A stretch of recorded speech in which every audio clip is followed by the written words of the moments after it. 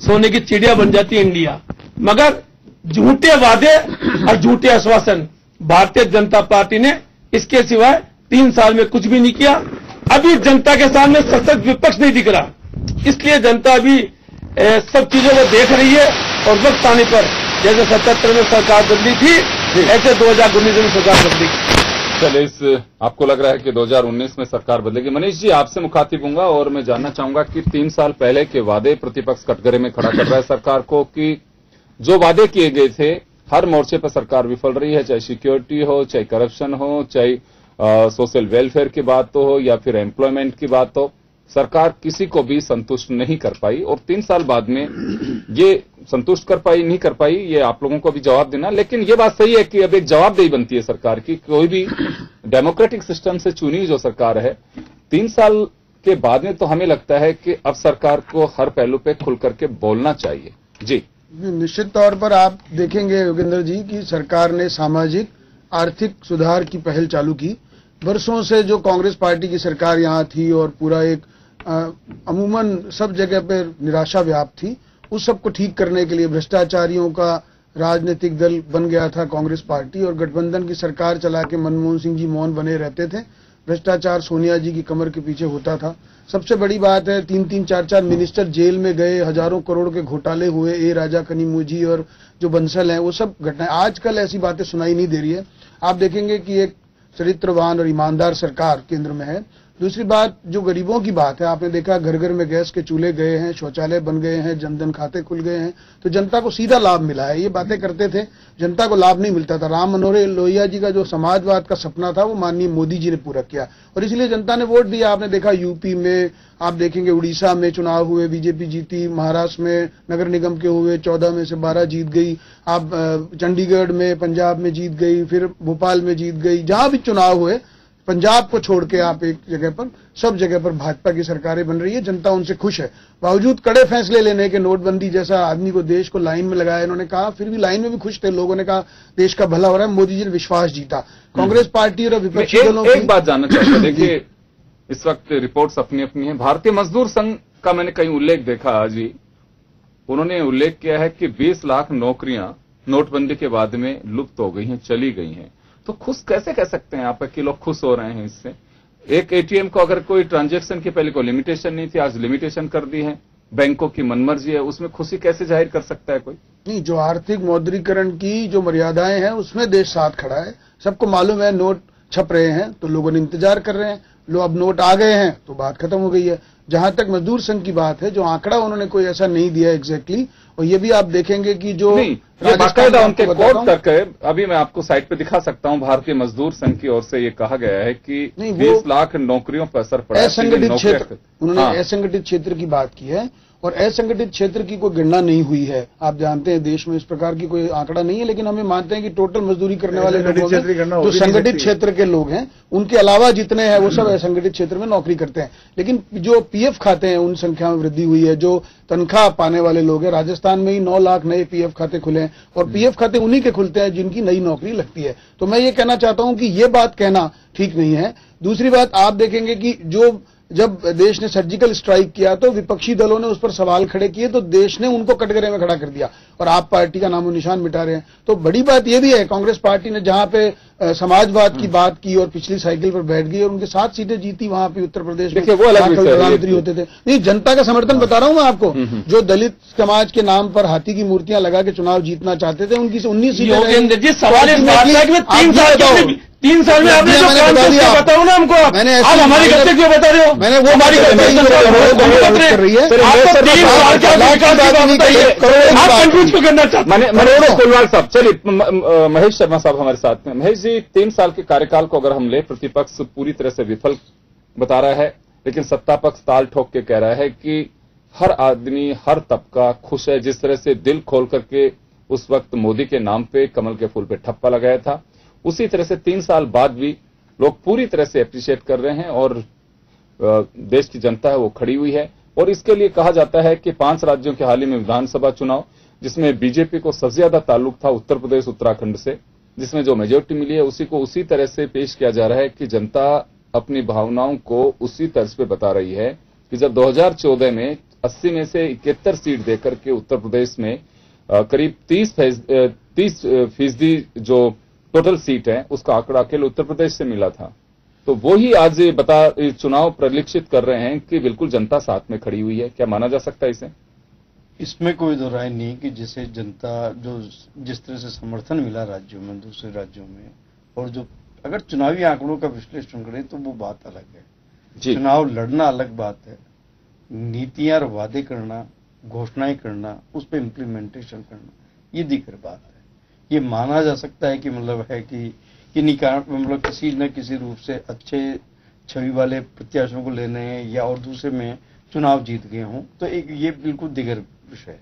लेकिन ये आंकड़ा नहीं है। अगर विश्लेषण किया जाए, विश्लेषण इस 3 साल के जो कार्यकाल को लेकर अगर देखें तो इसको आप राजनीतिक, आर्थिक, वैदेशिक और आपके जो सांस्कृतिक और सामाजिक दृष्टि से हम देखें तो हम अभी लब्बो-लुबाव अगर मैं कहूं तो अभी 50%, 50-50 का मैं अंक देना पसंद करूंगा। उसका मुख्य कारण यह है कि देखिए, अगर आप वैदेशिक नीति पर अगर आते हैं, हम बेशक मतलब अमेरिका के या मित्र राष्ट्रों के निकट गए हैं, लेकिन हमारे पारंपरिक जो दोस्त हैं, जो चीन और ये रशिया जो है, हम उससे भी दूर होते जा रहे हैं। और एक जो सामरिक जो नीति जो इस क्षेत्र के जो चारों तरफ से जिस तरह से बन रही है, चाहे वो वन बेल्ट और वन रोड की वजह से जिस तरह से भारत अलग थलग हो रहा है, वहां सार्वभौमिकता की बात को लेकर के जिस तरह से 50-60 राज्य जो से देश जो जुटे हैं वहां पे, उसकी तुलना में भारत ने बाइकआउट किया, तो एक प्रश्न आता है कि ऐसी क्या बात, अगर अमेरिका को वो आप अच्छा मित्र मानते हैं तो फिर वो उसी वार्ता में शामिल हो रहा है, वो उस सम्मेलन में शामिल हो रहा है, रशिया तक उसमें सम्मेलन में शामिल हो रहा है, और कई मध्य पूर्वी जो देश हैं, वो मध्य एशियाई देश हैं, वो भी शामिल हो रहे हैं। सवाल इस बात का है कि विदेश नीति में ये बेशक आप कहने के लिए तो कहे कि अमेरिका के दौरे कर लिए हो, ये कर लिए हो, लेकिन हम कहीं न कहीं ऐसा लग रहा है कि एक ऐसे अदृश्य दिशा की तरफ जा रहे हैं कि जहां आगे क्या होगा, क्योंकि हम चारों तरफ भारत जो है वो चीन और पाकिस्तान की कैंची के अंदर फंसता जा रहा है।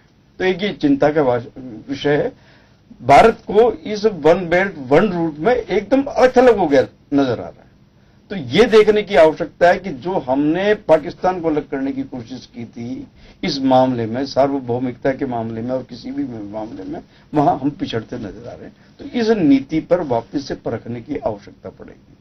अब ये देश की सुरक्षा की रक्षा के मामले की ओर, बेशक आज इसमें रक्षा के मामले में सेना को पहले के मुकाबले काफी आजादी भी मिली है, शस्त्र वगैरह भी मिले हैं, नए नए मतलब समझौते हुए हैं, नए सब कुछ हुआ है। लेकिन अभी जो कश्मीर का जो मामला है वो बड़ा काफी जटिल बन गया है और बड़ा क्रूशियल है, ये चिंता का विषय है। सवाल ये है कि हम कौन सी नीति अपनाते हैं। ये नहीं है कि हम आज सर्व मेजॉरिटी में हैं, लेकिन हमें ये भी देखना चाहिए कि कश्मीरियत, इंसानियत और उस आधार पे जो कि जिसमें अटल बिहारी वाजपेयी चल रहे थे, उस सिद्धांत के अनुसार ही बिल्कुल रिजिडनेस ठीक नहीं होती। किसी भी मामले में कहीं न कहीं कंप्रोमाइज करना चाहिए, जो असंतोष है उसको दूर करने की कोशिश करनी चाहिए। तो यहाँ पे भी है। अब ये आपने नक्सलवाद की बात की, इसमें कोई जरा नहीं, आंतरिक स्थिति हमारी जैसी भी है। हम वो यही इसी अगर तुलना करें, सुकमा के मामले में हम वो नहीं मान रहे जो कश्मीर के मामले मान रहे। तो ये जो चीजें, ये जो हमारा जो विपरीत जो मतलब क्या कहते हैं सोच जो है, वो उसको लेकर के भी एक सवाल खड़े करते हैं। अब आइए आप ये सामाजिक हमारी समरसता की बात करें, तो कहीं ना कहीं अविश्वास की बात धीरे धीरे हो रही है, चाहे वो घर वापसी के मामले को लेकर के हो, चाहे गोरक्षा के लिए के मामले को लेकर जिस तरह से हो रहा है। किसी भी आरोप में एक अल्पसंख्यक समुदाय या दलित वर्ग में एक असुरक्षा की भावना हो गई है। तो इस चीज के और मतलब सरकार को ध्यान देने की आवश्यकता है कि समरसता के बिना हम पूरे देश को, जब हम ये नारा दे रहे हैं कि सबका साथ और सबका विकास, तो सबका साथ और सबका विकास को ये परखने की इस दृष्टि से बहुत जरूरी है। अब आता है कि आप आर्थिक मोर्चे की बात है, इसमें कोई दो राय नहीं। महंगाई एक बार तो परवान पे पहुंच गई थी, लेकिन अब वो धीरे या तो नियंत्रण में रही है या थोड़ी उसमें गिरावट है, इसमें कोई दो राय नहीं। नोटबंदी, सर्जिकल स्ट्राइक को एक देखा जा सकता है कि एक ये प्लस पॉइंट रहे हैं। और साथ साथ ही हम अगर ये देखें ऊर्जा के क्षेत्र में सबसे बड़ी बात यह है कि एक उज्ज्वला जो योजना है वो मतलब आज घर घर में मतलब क्या कहते हैं ग्रामीण क्षेत्रों में, और जहां मतलब क्या कहते हैं जिनके पास ईंधन नहीं था उनके पास पहुंचे भी हैं। और साथ साथ ही है कि जो जिन्होंने सब्सिडी छोड़ी थी गैस वगैरह के इस मामले में, तो वो उसका काफी हद तक वो जो गैस जो छोड़ी है गैस आपूर्ति की बात है, वो ग्रामीण क्षेत्रों में इसका बढ़ावा मिला। तो ये एकदम आप ये कह दें कि बिल्कुल असफल रही है तो असफल भी नहीं कह सकते। हो सकता है, मैं ये कह रहा हूं कि भाजपा पहली बार मेजोरिटी में पहली बार केंद्र में गई है, तो चुनौतियां तो बहुत हैं, लेकिन उन चुनौतियों पे एकदम ही बिल्कुल आप पिछले अगर आजादी के साल के जितने भी साल हैं और उसी में आधार पे मतलब आप उसको आंकड़े में अगर हम ये सिर्फ कांग्रेस शासन की तुलना करें, कांग्रेस शासन ने अब तक जो भी किया इतने सालों में, उसकी तुलना में जो बीजेपी ने किया, अब भी चूंकि इनको अगर उस अरसे को देखें कि वो जो शासन कितने साल का किया वो, और एक वो पुराने शासन को दें, अगर इसकी तुलना करें तो अभी अगर परखना तो तब होता है कि इतने ही करीब अगर मान लीजिए 70 साल का कहते हैं तो 35 साल या 34 साल या 30 साल का अगर आसपास में इन दोनों पार्टियों को शासन करने का होता बात, तब तो हम आप ये समझ भी सकते हैं। और एक बात है कि एक नई जो चुनौतियां होती है, एक सत्ता में आने से पूर्व जो दल कहते हैं, लेकिन जब सत्ता में आते हैं, जब उन्हें काम करना होता है कि ये सब चीजें संभव नहीं हो पाएंगी, चुनौतीपूर्ण होता है, तो उसमें कहीं ना कहीं हो सकता है कि कोई स्टेप ले ले और उसमें उसको ये देखा कि यार ये तो रिजल्ट गलत आ रहा है, तो उसमें सुधार की भी गुंजाइश होती है, तो वो वापस पॉलिसी चलिए मैं लौटूंगा और बीजेपी के जो मेन एजेंडे थे उस पर चर्चा करेंगे कि क्या वास्तव में जो एक आधार जिस धरातल पे बीजेपी के स्तंभ उठना शुरू हुए थे, क्या वास्तव में उस पर बीजेपी लौट पाएगी? और जो बात की जा रही है कि ये देश भर में होना चाहिए, क्या उस पर भी संभावना बन पाएगी? क्योंकि कई जगह बीजेपी की अपनी सरकार है, लेकिन वहां संभव नहीं है कि इस आइडियोलॉजी को वहां लागू करवा पाएगी बीजेपी।